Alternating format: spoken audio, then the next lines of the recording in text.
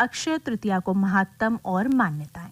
जाके वार्ताकार हैं राधाकांत शर्मा।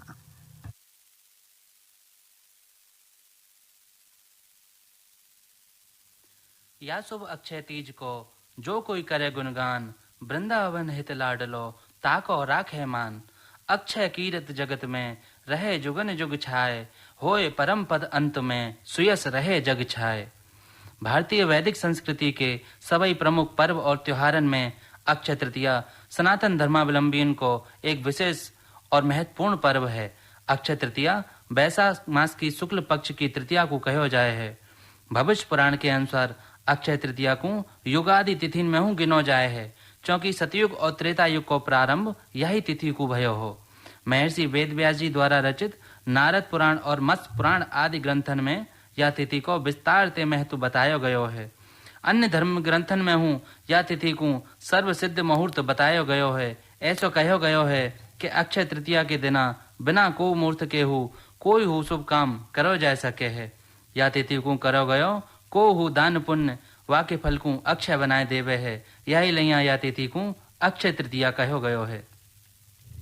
पौराणिक कथान के अनुसार अक्षय तृतीया के दिना ब्रह्म मुहूर्त में उठ के समुद्र या गंगा आदि पवित्र नदियों में स्नान करके और शांत चित्त है के भगवान विष्णु और मां लक्ष्मी की विधि विधान से पूजा करने को प्रावधान है। या के अलावा यह दिना गौ, अन्न, भूमि, स्वर्ण पात्र इत्यादि को दान हो या तिथि को करो जावे है। जे तिथि बसंत ऋतु के समापन और ग्रीष्म ऋतु के प्रारंभ को दिना मानो जाए है। यही लिया या दिना जल ते भरो घड़ा, माटी को कुल्लड़, सकोरा, बीजना, खड़ाऊं, छतरी, चावल, चीनी, घी, नमक, खरबूजो, कांकरी, साग, इमली आदि चीजन को जो कि गर्मी में फायदेमंद हो में इन सबन को दान करवो कल्याणकारी और फलदायी बतायो गयो है। यह दान के पीछे जो मान्यता है कि जा तिथि को जिन जिन वस्तुओं को दान करो जाए है वे सभी चीज बिनको अगले जन्म में प्राप्त है जाए हैं। या दान करवे ते पहले या दिना लक्ष्मी नारायण भगवान की पूजा श्वेत कमल और श्वेत पाटल यानी कि सफेद गुलाब ते करनी चाहिए। अक्षय तृतीया को सर्वसिद्ध मुहूर्त के रूप में विशेष महत्व है। ऐसा मानो जावे है कि यह दिना बिना को पंचांग के शुभ और मांगलिक कार्य जैसे विवाह, गृह प्रवेश, वस्त्र आभूषण, भवन भूखंड और नए भवन की खरीदारी या दिना करी जा सके है। या के अलावा नए वस्त्राभूषण धारण करवे को और नई संस्थान की स्थापना या उद्घाटन करवे को कार्य हो या तिथि को शुभ और श्रेष्ठ मानो जाए है। हमारे धर्म ग्रंथन में ऐसा लिखो भयो है कि अक्षय तृतीया को पितरन के निमित्त किए गए कार्य जैसे दान, पुण्य, तर्पण और पिंडदान आदि अक्षय फल प्रदान करे हैं। या दिना गंगा स्नान करके भगवत पूजन करवे ते जीव के सभी पाप नष्ट है जाए हैं। यहाँ तक कि या तिथि को करो गयो जप तप हवन स्वाध्याय को फल अक्षय है जाए है।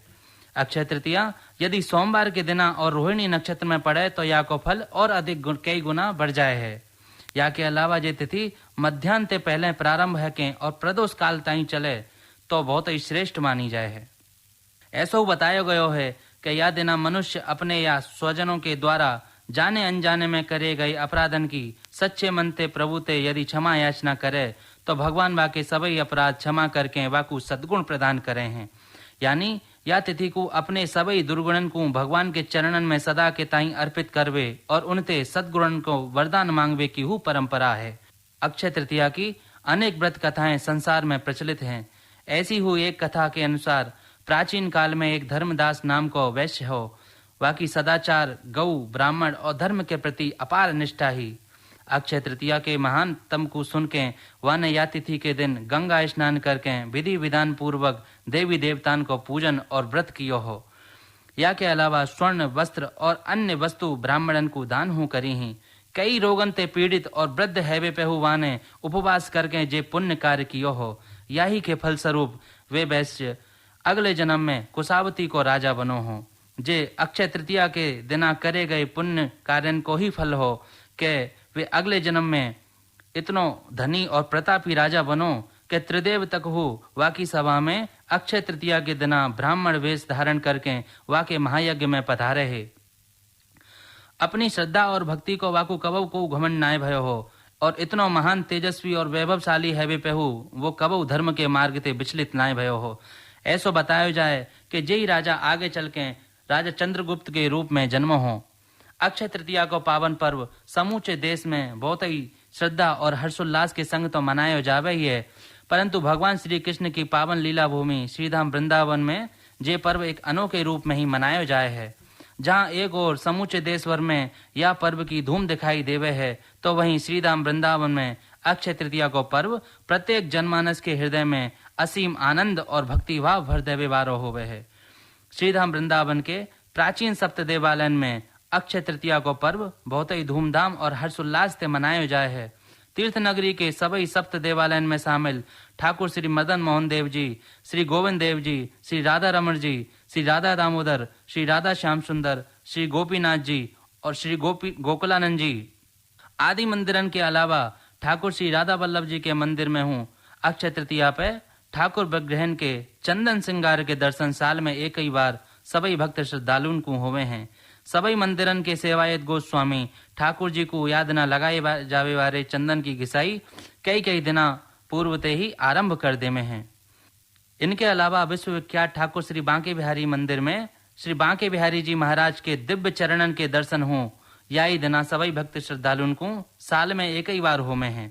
यही कारण है कि अक्षय तृतीया को पर्व प्रत्येक ब्रजवासी के अलावा समूचे विश्व के कृष्ण भक्तन के ताई हूँ महत्वपूर्ण रेवे है। याद न पूरे ब्रजमंडल में जगह जगह ठाकुर जी की भव्य शोभा यात्राएं निकाली जाए हैं। वृंदावन के ठाकुर श्री बांके बिहारी जी मंदिर में तो रोज ही दर्शनन की असंख्य भीड़ रेवे है, परंतु अक्षय तृतीया के दिन ठाकुर जी के चरण दर्शन को आवे वाले श्रद्धालुओं को हुजुम मुंह देखवे लायक होवे है।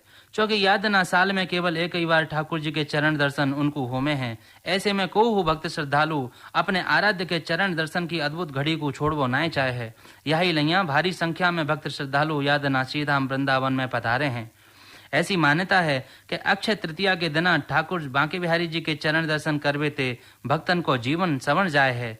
अक्षय तृतीया के दिन बिहारी जी के चरण दर्शन करे वाले भक्तन को कबो को कष्ट नाय सतावे है, क्योंकि ठाकुर जी वाके सभी दुख दूर करके उन पे अपनी विशेष कृपा बरसामे हैं और उनकी झोली में सभी सुख भर दे में हैं और बिन के जीवन में ते सभी ताप दूर कर दे में हैं। बांके बिहारी मंदिर के गुसाई जन बतामे हैं कि ठाकुर श्री बांके बिहारी जी को दिव्य विग्रह साक्षात श्री कृष्ण और श्री राधा रानी को सम्मिलित स्वरूप है। संगीत सम्राट स्वामी श्री हरदास जी महाराज ने इनको अपनी भक्ति और साधना ते प्रकट कियो हो। करीब 500 साल पहले जब निधवन में बिहारी जी प्रकट भये है, तब स्वामी श्री हरदास जी महाराज अपने लाडले ठाकुर जी की सेवा दिन भर ही करो करे है।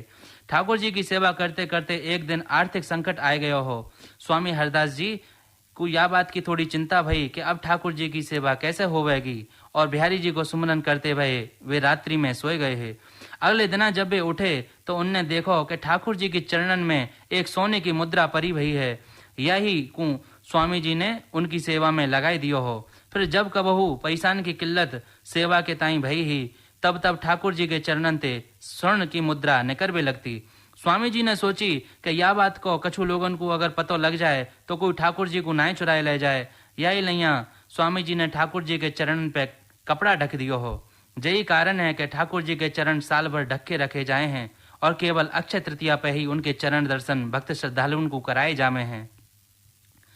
मानो जाए है कि बांके बिहारी जी के चरण दर्शन करवे बारे भक्तन को धन की कमी कभी ना रेवे है, क्योंकि ठाकुर जी के चरण में साक्षात माँ लक्ष्मी को कलश विद्यमान है, जो उन भक्तन के आगे खुल जाए है जो ठाकुर जी की कृपा पावे की आस में उनके पास दूर दूर से दौड़े चले आमे हैं।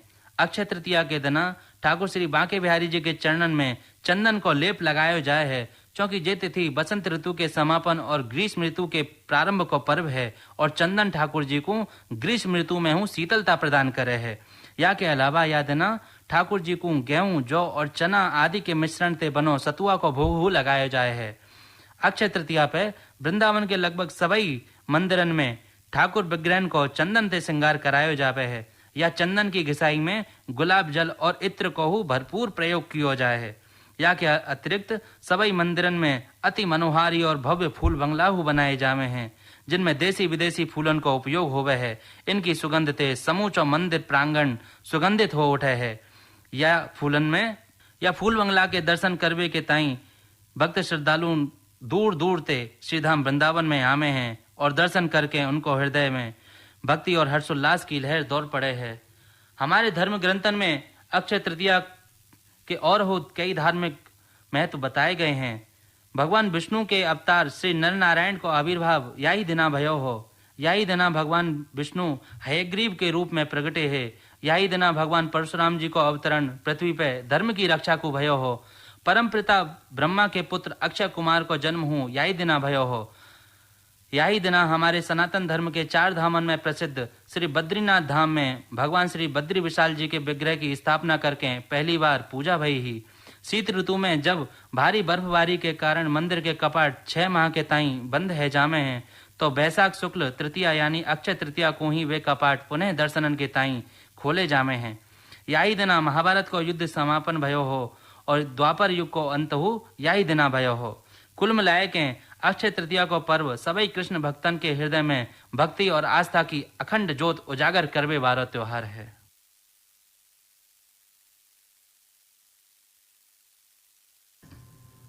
अभी आपने सुनी ब्रज वार्ता अक्षय तृतीया को महात्म और मान्यताएं। वार्ताकार है राधाकांत शर्मा। और आओ भैया अब आनंद लें ब्रज लोक गीतन को।